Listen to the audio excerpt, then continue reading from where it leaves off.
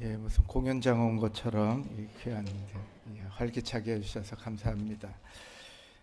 우리는 지난 3차 심화대행진으로 3개월간 우리 여호수아와 사사기를 설교로 들었고 또 말씀을 깊이 읽었습니다. 또 토요 성경 공부반들을 통해 성경을 가까이 했습니다. 한 가지 좀 질문을 드려볼까 합니다. 이스라엘 백성이 가나안 땅에 들어가는 목표가 무엇이었을까요? 단지 이스라엘 땅, 복된 땅, 젖과 꿀이 흐르는 땅, 풍요를 누리는 것이 그들의 목표였을까요? 하나님은 어떤 의도로 가나안 땅을 정복하게 하셔서 그들로 하여금 거기에 거주하게 하셨을까요? 어떤 분들은 이제 이런 이야기들을 가끔씩 합니다. 아니, 이스라엘 백성들이 가나안 땅을 빼앗는 것이 무슨 선한 일이냐? 남의 땅을 빼앗아 풍요를 누리는 것이 세상 사람과 다르지 않느냐? 뭐 똑같지 않느냐? 그렇게 말할 수도 있습니다. 성도 여러분, 가나안 땅을 정복하게 하신 하나님의 진정한 뜻은 무엇일까요? 그 이유는 거룩함 때문입니다. 하나님의 거룩하고 성결한 백성들을 통해서 세상의 중심에 거룩한 땅을 세우시고자 가나안 땅으로 인도하신 것입니다.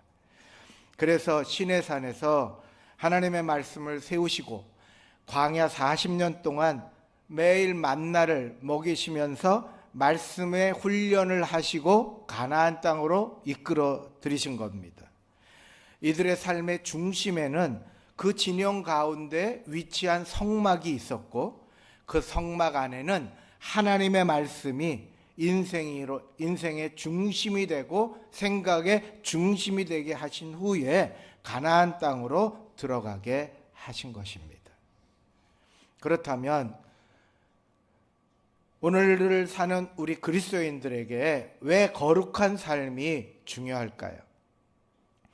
세속의 많은 사람들은 다는 아니지만 대부분은 다 물질적인 풍요의 땅,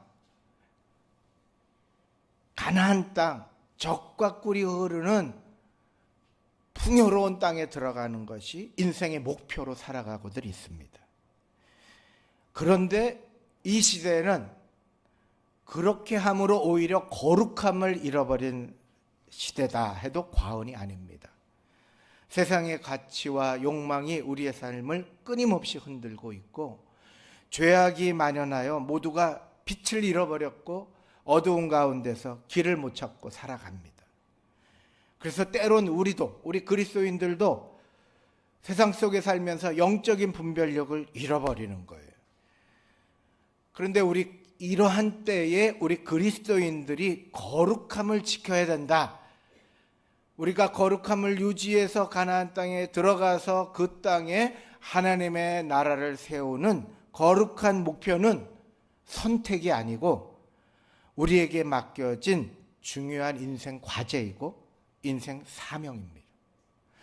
우리가 거룩함을 지킬 때 우리는 세상 속에서 빛과 소금의 역할을 감당할 수 있는 것이고 하나님의 영광을 드러낼 수 있기 때문에 우리는 하나님의 거룩함에 대한 갈망이 있으셔야 됩니다. 오늘 본문에 보면 여호수아가 가나안 땅의 첫 성인 여리고성에 이르게 됩니다. 그런데 여러분, 이 어마어마한 이런 작전을 펴야 되고 그리고 전략을 구상해야 되는 이 싸움 앞에서 여호수아는 전혀 다른 행동을 하는 거예요. 사람을 모아야 되죠. 전략을 짜야 됩니다. 그런데 여호수아는요, 가장 중요한 이 절박한 시간에 하나님을 찾았습니다. 여호수아서 5장 13절 말씀에 이렇게 나옵니다. 여호수아가 여리고에 가까이 이르렀을 때 눈을 들어 본즉, 눈을 들었다라는 것은 하늘을 쳐다봤다라는 의미도 되지만 그 본질의 의미는 하나님을 찾았다는 말씀입니다. 그리고 하나님의 군대 장관에게 이렇게 묻습니다. 5장 14절입니다. 여호수아가 얼굴을 땅에 대고 엎드려 절하고 그에게 이르되 내 주여 종에게 무슨 말씀을 하려 하시나이까. 그러자 아주 중요한 말씀을 하세요. 이스라엘 사람들이 가나안 땅에 들어가기 전에 특히 여리고성을, 견고한 여리고성 앞에서 전투를 해야 되는 상황 앞에 하나님께서 너 이길 거야, 승리할 거야, 이렇게 말씀하시지 않아요. 이 말씀은 이스라엘 백성을 가나안 땅에 들어가게 하시는 하나님의 목표이고 하나님의 의도이고 하나님의 바람입니다. 우리 한번 같이 5장 15절 말씀을 읽어보시도록 하겠습니다. 여호와의 군대 장관이 여호수아에게 이르되 내 발에서 신을 벗으라. 내가 선 곳은 거룩하니라. 여호수아가 그대로 행하니라. 아멘. 신을 벗으라. 네가 선 곳은 거룩한 곳이다. 그러니까 하나님이 진짜 우리에게 원하시는 것은 무엇일까요? 우리가 이 땅에서 잘 살고 좋은 것을 누리고 행복하게 살기를 원하는 것을 넘어서서 우리에게 궁극적으로 원하시는 삶은 거룩하게 살기를 원하시는 것입니다. 그럼 거룩이 무엇입니까? 원어의 의미로 거룩은 구별하다, 잘라내다 라는 의미입니다. 그래서 구약에서 보니까 거룩하다라는 표현은 하나님께 속한 사람, 장소, 사물, 시간 이런 걸 두루 다 사용하셔서 거룩한 의미로 사용하셨어요. 신약에서는 구별된, 분리된, 신성한 목적을 위해 따로 떼어놓은 그런 의미로 더 나아가서 도덕적이고 윤리적인 순결함의 의미를 강조하기 위해서 거룩하다라는 단어를 썼습니다. 여러분, 예수 그리스도를 통해서 죄로부터 구원받고 성령의 능력으로 죄악된 삶에서 벗어나니, 그리고 의로운 삶을 살아가니 우리의 삶이 어떻게 돼야 될 것인가? 더 많은 것을 쥐고 더 많은 것을 행복하게 이 땅에서 누리는 것인가? 그게 아니고 거룩해져라 가르치는 단어입니다. 사람들은요, 누구나 순결함이나 깨끗함에 대한 선한 갈망이 있습니다. 예를 들면 이래요. 거리를 이렇게 가다가요, 모퉁이에 이렇게 쓰레기를 이렇게 던지려고 하다가요, 아주 깨끗하잖아요. 그럼 멈칫합니다. 물론 대중에 용감한 사람은 버리지만, 그런 사람의 양심에 화인 맞았다고 그러죠.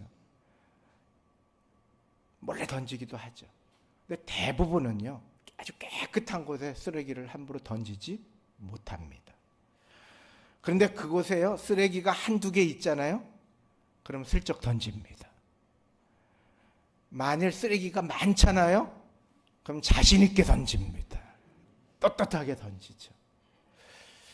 우리가 사는 세상은요, 어느새 죄악으로 가득 찬 세상이 되어버렸어요. 그래서 우리도 손쉽게 죄악을 행하기에 좋은 환경입니다. 우리는 매일 뉴스 속에서, 인간의 삶 속에서 이기심과 탐욕이 어떻게 개인과 공동체를 파괴하는지를 날마다 듣고 있습니다. 돈과 권력이 끊임없이 그것을 향한 갈망이 정직과 공의를 짓밟고 있는 것을 늘 들어요. 약자들은 외면돼요. 거짓과 위선이 진실이 돼버려요. 개인의 이익을 위해서 타인을 속이는 일이 아주 쉬워졌어요. 인터넷과 소셜미디어는 무분별한 비난과 가짜 뉴스를 만들어내서 진실로 호도하고 있어요. 정말 안타까운 건요, 이러한 죄악의 물결이 우리의 가정과 다음 세대에까지 영향을 미치고 있어요. 관계가 단절되고 가정이 해체되고 무분별한 문화 콘텐츠의 범람으로 우리의 영혼이 병들어가고 있어요. 다음 세대에 어떻게 가치관을 물려줘야 될지 혼란스러워하고 있습니다. 그래서 우리는 어떻게 보면 무감각해지고 무기력해져서 사람들 모든 마음속에 다시 따뜻함과 선함을 다시 찾고 싶어하는 경향이 있어요. 당시에 가나안 땅은요, 온갖 우상 숭배로 가득하였어요. 풍요를 준다, 또 행복을 준다 그러면요, 막 달려들어서 온갖 잡신들을 다 섬겼어요. 심지어는 몰렉이라는 신에게는 자신의 아이를요, 제물로 바쳐서 행복을 위해, 물질을 위해 자기 아이를 죽이는 일을 서슴지 않고 행했어요. 오늘날로 말하면 나의 성공을 위해서 아내와 자식을 희생시키고 내 인생을 위해서 주변을 망가뜨리며 사는 잔인한 우리 시대의 모습과 별 차이는 없습니다. 그래서 주님은 오늘 여호수아를 통해서, 사사기를 통해서 원하시는 것이 있다면 거룩하게 살기를 원하시는 거예요. 그렇다면 구체적으로 우리의 삶에서 이루어야 할 거룩함이 무엇일까요? 첫째는, 우리의 삶의 거룩함의 첫 번째는 눈을 들어 주님을 바라보는 삶입니다. 여호수아서 5장 13절 우리 한번 같이 읽어보시겠습니다. 여호수아가 여리고에 가까이 이르렀을 때에 눈을 들어 본즉 한 사람이 칼을 빼어 손에 들고 마주 서 있는지라. 아멘. 여호수아에게 있어서는 지금이 가장 복잡한 시간이고 가장 고통스러운 시간이에요. 빨리 계획을 세우고 치밀하게 전략을 세워야 안심되는 시간입니다. 그런데 여호수아의 위대함이 여기에 있어요. 눈을 들어 하나님을 찾았다는 것입니다. 대부분 많은 경우는요, 걱정이 되거나 염려가 되거나 두려움이 생기면요, 먼저 주변을 바라봅니다. 나의 처한 환경만 바라봐요. 그리고 주변 사람만 쳐다봅니다. 그리고 나의 능력을 헤아려요. 그런데 믿음의 사람들은 매사에 시선을 하나님께 먼저 둬요. 문제의 크기보다 하나님께 먼저 둬요. 나의 능력보다 먼저 주님의 존재와 음성을 찾게 되는 거예요. 그것이 거룩한 삶이에요. 하나님과 연계되고 하나님의 뜻을 추구하고 예수 그리스도의 은혜를 구하는 삶이 이 시대에 거룩하게 살아가는 삶인 줄로 믿습니다. 이렇게 하나님의 음성을 듣는 사람들은요, 사람의 판단과 다른 이야기를 자주 해요. 풍랑이 일어요. 그리고 배가 막 파손됐어요. 그런데 그 속에서요, 사도 바울이 담대하게 말합니다. 안심하라. 하나님께서 우리를 다 지켜주시겠다고 약속했다. 사도 바울의 입에서 주님의 말씀이 나오는 거예요. 주님의 말씀을 못 들은 사람이나 주님의 말씀에 익숙하지 않은 사람들은 정황만 답을 얘기해요. 수치로만 이야기를 답을 얘기해요. 그런데 하나님의 말씀을 듣고 하나님의 말씀에 익숙하고 묵상을 하는 사람들은 먼저 하나님의 말씀을 이야기해요. 그러니까 주변 사람들이 깜짝 놀래요. 말도 안 돼. 그거 상식적이지 않아. 현실을 봐. 그러나 하나님은 믿음의 말에 역사하시는 줄로 믿습니다. 여호수아 6장에 보니까요, 이스라엘 백 사람들이 말씀에 순종해서 여리고성을 한 바퀴 돌고 마지막에 7바퀴 돌아라. 그게 말이 되나요? 그런데 말씀에 순종하고 그 다음에 여리고성을 조용히 한 바퀴씩 돌았어요. 그러고 나서 마지막 날에 여리고성을 하나님이 무너뜨리셨어요. 근데 이제 자신이 생긴 거예요. 자신이 이제 능력이 생긴 거죠. 가장 강력한 여리고성을 무너뜨렸으니 이제 이스라엘 사람들이 자신감이 생긴 거예요. 근데 7장에 보니까 다음이 아이성이에요. 아이성은 아주 작아요. 그래서 사람들이 판단할 때 이거는 한 2-3천 명만 가면 저건 해결된다, 이렇게 생각을 했어요. 그래서 자신의 판단을 정하고 여호수아에게 2-3천 명만 보내소서 해서 꾸려가지고 그것도 아주 탁월하게 특공대들을 뽑았고 보냈는데 대패를 하고 말았어요. 이스라엘 백성들이 자신의 힘을 의지할 때 패배하고 만 거예요.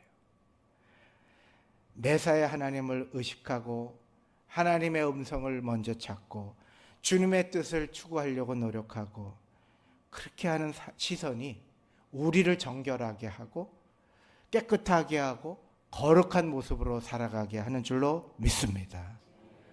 저 사람은 세상을 거슬러 올라가. 저 사람은 우리랑 생각이 달라. 긍정적이야.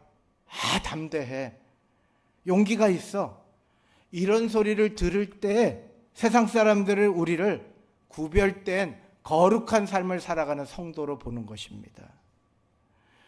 그렇기 때문에 저희들이 이 시대를 살아가면서 하나님의 음성, 환경과 여건, 그 다음에 맞는 만 틀릴 만 이거 따지지 마시고 하나님의 말씀에 확신을 갖고 말하는 법에 익숙하시기를 주님의 이름으로 축원드립니다.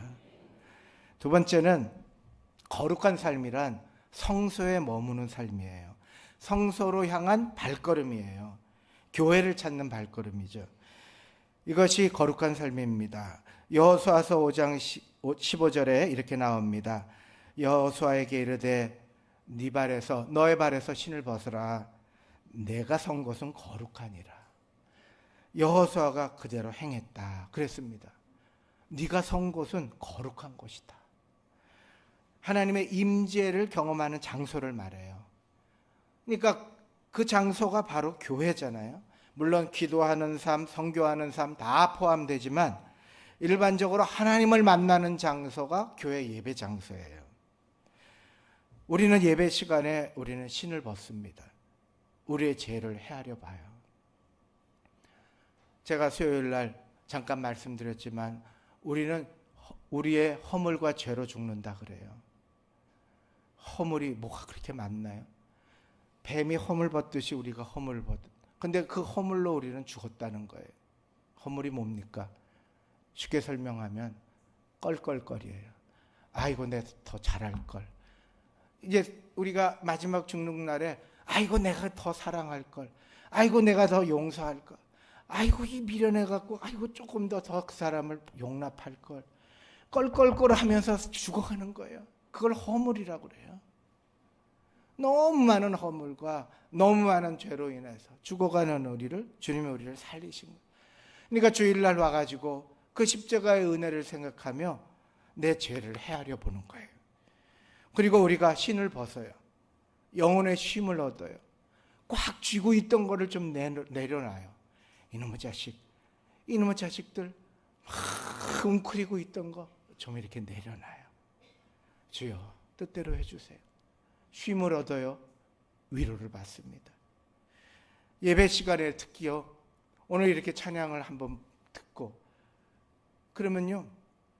진짜 걱정과 근심, 만 가지 근심과 걱정이 순식간에 사라져요. 할렐루야. 막 갑자기 사라지더라니까요.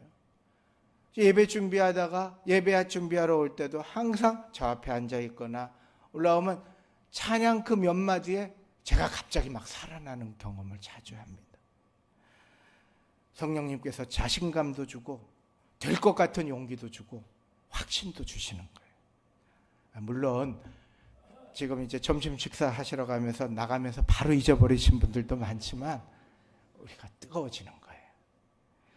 하나님을 경험하고 나면 우리는 새로운 사람이 돼서 일어나는 용기가 생겨요. 그래서 하나님 만난 체험이 예배 시간마다 있어야 돼요. 히브리서 12장 12절 13절 이렇게 말씀하십니다. 같이 읽어보시겠습니다. 그러므로 연약한 무릎을 일으켜 세우고 너희 발을 위하여 곧은 길을 만들어 저는 다리로 하여금 어그러지지 않고 고침을 받게 하라. 아멘. 아멘. 일어나라는 거예요. 그래서 주일 예배 시간을 지키는 게요. 이게 속박이 아닙니다. 중요한 겁니다. 여러분 사랑하는 사람과 결혼하는 게 속박인가요? 아니에요. 내 귀한 아이를 여기 우리 권사님 한 분이 이렇게 축복합니다 그러는데 위를 향해서 막 축복합니다. 그 시선을 따라가 봤더니 자기 아들 지한이 이렇게 보고 막 축복합니다. 여러분 우리 자식 막 이렇게 하는 게 속박인가요? 자유입니다. 행복이에요. 우리가 주일에 나와 주님 앞에 엎드리고 기도하는 거 속박이 아닙니다. 근데 한 가지 분명한 게 있어요. 매주일 주일날 교회 오는 거요. 걱정할 필요가 없어요. 이 걱정이 다 필요 없어요. 교회만 오면 되는 거예요. 여러분 세상 사람들 보니까요. 매주일 걱정한대요. 매주일. 오늘은 어디로 가나? 어떻게 애들을 데리고 어디 가나. 오늘은 돈이 없는데 돈 안 드는 데는 어디나. 아이고 저 인간 맨날 누워만 있고 저걸 어떻게 해야 되나. 그냥 주일마다 고민하고 주일마다 신강의하고. 그런데요, 우린 걱정 없습니다. 문제 없어요. 걱정할 필요가 없어요. 하여튼 평생 주일만 되면 옷 입고 단장하시고 자녀들 손잡고 교회 오면 되는 거예요. 평생의 만가지 걱정이 다 해방된 줄로 믿습니다. 아멘을 별로 안 하시네요. 그래요. 실제 그렇습니다, 여러분. 특별히 더 기가 막힌 건요, 노년에 누구든지 예외 없이 오라는 데도 없고 갈 데도 없다는 거예요. 제가 참 개인적인 얘기라 죄송한데, 이번 주에 우리 체육대회에서 교회마다 광고를 내서 제 사진이 이렇게 교회 옆에 제 사진이 조그맣게 올라갔어요. 근데 그게 3년 전에 찍은 거예요.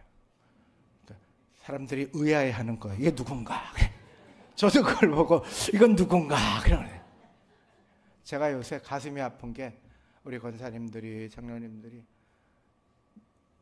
3개월마다 약해지시는 걸 듣게. 어떤 분은 매달 약해지신다고 그러세요.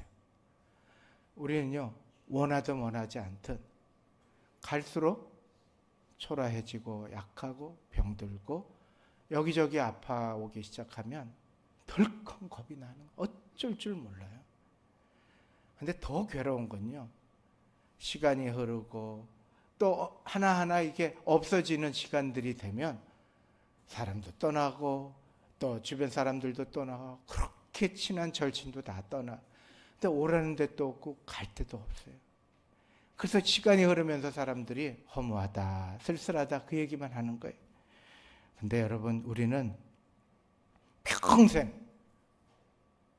오라는 데가 있습니다. 예수님이 우리에게 말씀하세요. 수고하고 무거운 짐진 자들아 다 내게로 오라. 내가 너희를 쉬게 하리라. 할렐루야.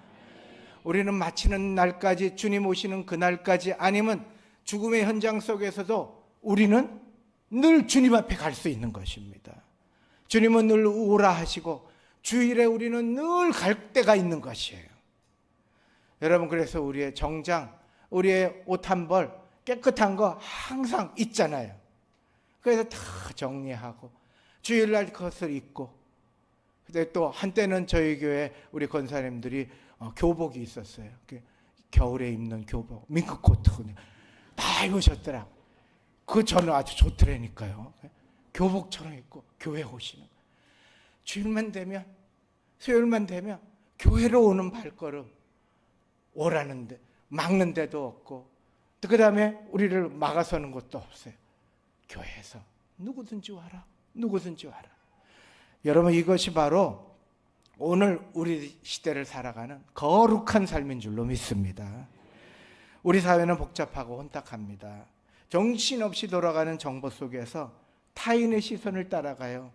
그리고 신앙을 조롱하는 이 문화 때문에 우리 스스로도 위축이 돼 있어요. 그래서 여러분, 이제 우리가 입주를 하고 우리가 신앙생활할 때 자신 있게 나는 그리스도인입니다, 이렇게 이야기하실 수 있어야 돼요. 근데 아이 목사님, 제가 생활이 그런데요. 아니에요. 우리 자체가 주님을 먼저 말씀을 이야기할 줄 알고 주의 성전에 발걸음하는 것 자체가 빛이에요. 소망입니다. 저 사람들은 갈 데가 있네. 평생 보니까 일관되게 갈 데가 있네.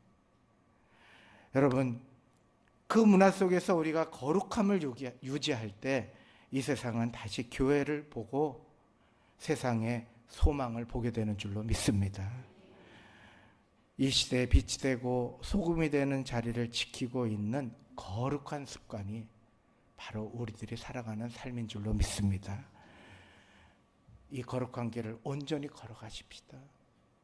환경과 여건과 여러 가지 어떤 환경이 와도 거룩한 길을 걷는 사람들은 온전히 걸어갑니다. 흔들리지 않습니다. 요새 중국에서 얼마나 많은 이 시진핑 주석이 그 교회를 핍박하는지 몰라요. 그래서 많은 사람들이 다 교회가 무너지고 십자가를 떼고 교회 들어가면 여기에다가 십자가 대신에 시진핑 주석 사진을 달아놓고 막 이렇게 하는 그 환경 속에서 아이고 그 사람들 신앙 다 잊어버리네, 신앙 다 잊어버리네. 그리고 벌써 몇 년이 흘렀거든요. 아닙니다. 숨어서 믿음에 올곧게 믿음 지키는 사람들이 더 많아진다는 거예요. 오늘 이 시간 다시 한번 우리가 이 시대를 살아갈 때 거룩함을 유지하시고 우리 인생의 목표가 거룩함임을 잊지 마시기를 주님의 이름으로 축원드립니다.